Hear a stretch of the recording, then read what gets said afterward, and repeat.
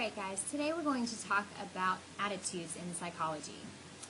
So we have three key components of attitudes. They are the cognitive component, the affective component, and the behavioral component. It's important for psychologists to break this down because each of them is slightly different from the other. Anytime we talk about cognition in psychology, we're talking typically about thoughts that people have or beliefs that they hold. So when we talk about the cognitive component of an attitude, we're talking about beliefs people hold about the object of an attitude. So let's talk about Kentucky basketball. Got my Kentucky shirt on tonight. So I believe that Kentucky has the best basketball team in the nation. That would be a cognitive component. I believe that we absolutely deserve to win the national championship.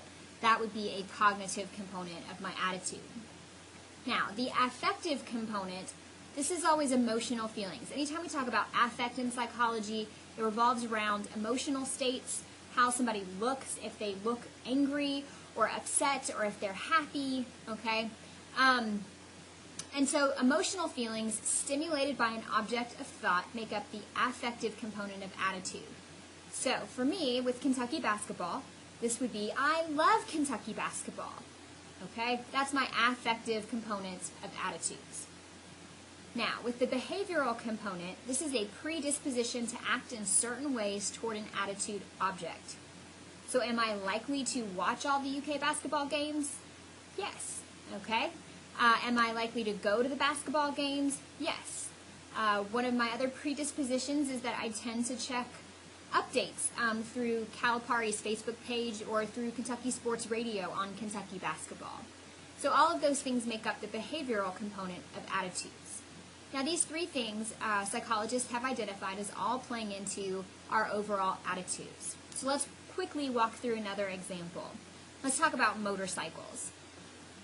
With motorcycles, my cognitive component is that I believe that motorcycles are inherently dangerous. My affective component would be that I am scared to ride a motorcycle. I am scared for anybody that I love and care about to ride a motorcycle. And then finally, behaviorally, I think you can guess that my predisposition would be to never get on a motorcycle. All right, I wouldn't ride one. And so that just gives you another quick breakdown of any attitude. But you can pick an attitude about anything, whether it's something that you like, something that you hate. You do have all of these things, the cognitive, the affective, and the behavioral component for every attitude that you hold. But that's not all we have when it comes to our attitudes. So let's look at what psychologists also talk about. Besides the three key components of attitudes, we have the three dimensions of attitudes.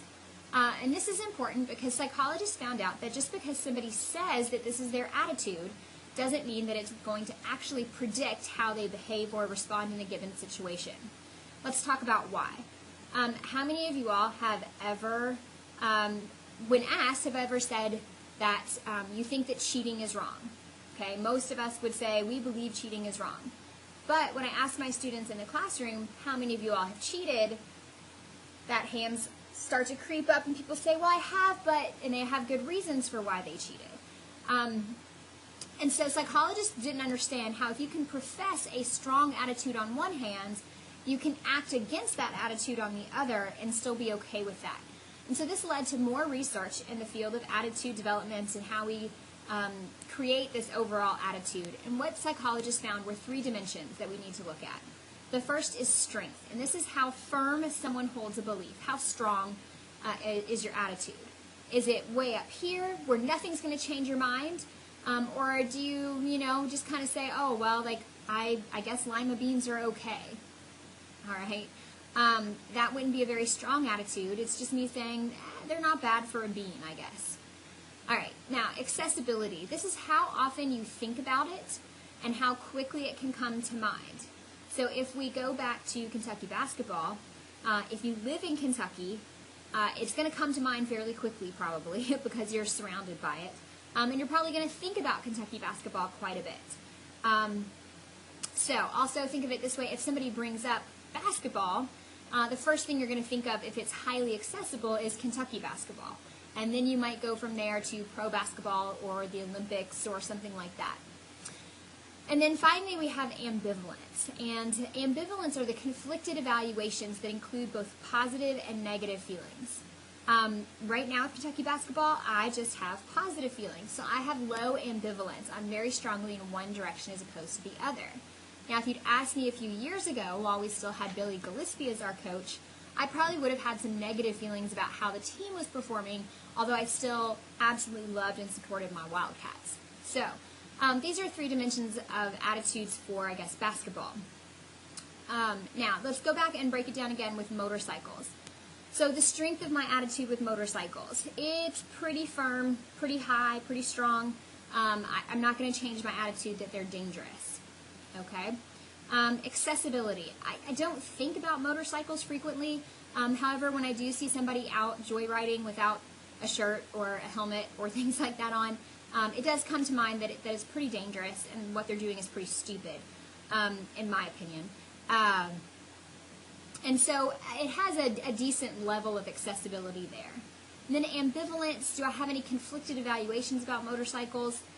Not really. All right, I've witnessed I've witnessed one motorcycle accident in my lifetime when I was a child right in front of my house, and the person, I believe, broke some bones but was okay. And then one of my sorority sisters in college, right after she graduated the following spring, she was on a motorcycle with her boyfriend and they had an accident, and she walked away from it and said she was fine and went to the hospital, or didn't go to the hospital rather, and then she died the next day of internal injuries. And so I pretty much have negative feelings about motorcycles. They're dangerous, so I have low ambivalence. Now, what this tells us for a psychologist, if you know these things, if you know the strength of someone's attitude, the accessibility level, and the ambivalence, now you're actually able to predict their behavior from it. And so what research has shown us is that your attitude surrounding an object or a person is going to be the best predictor of your behavior when the attitude is strong, it has high accessibility, but low ambivalence. And that's when you can actually predict people's behavior. So based on what you know about my feelings towards motorcycles, all right, my attitude is strong. It has a mid-level of accessibility, but it has low ambivalence. So this is a pretty good predictor of the fact that I would never ride a motorcycle. Now, with Kentucky basketball, I have a very strong attitude that Kentucky is the best and has one of the best traditions in college basketball. I have high accessibility. I think about it frequently, and I have low ambivalence. So, again, you can predict my behavior. I'm going to support my team. I'm going to buy gear. I'm going to go to the games. And so that gives you a pretty good indicator of how I would behave in certain situations. And so that's our quick and brief introduction to attitudes, and that should be